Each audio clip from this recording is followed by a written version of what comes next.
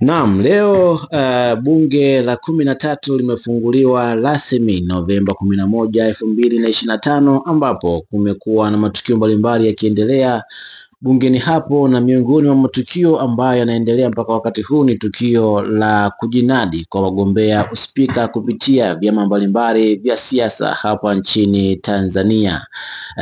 Baada ya kujinadi, wabunge watapiga kura na watamchagua uspika ambaye wanataka awe spika wa bunge la Jamhuri ya Muungano wa Tanzania.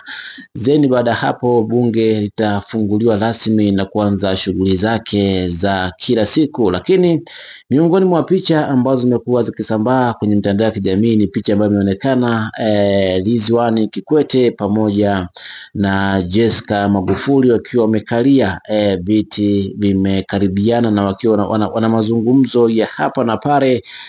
Kumbuka hawa ni watoto wa viongozi wakubwa ambao wamewahi kuhudumu katika nchi ya Tanzania, tukizungumzia maraisi Jakaya Mrisho Kikwete pamoja na John Pombe Magufuli hayati. Naam, endelea kufuatia channel yako pendwa MCD Sports Zone mwanafamilia, ili uendelee kupata update mbalimbali za michezo, burudani, siasa na matukio mbalimbali yanaendelea kutokea ndani ya Tanzania lakini pia nje ya Tanzania.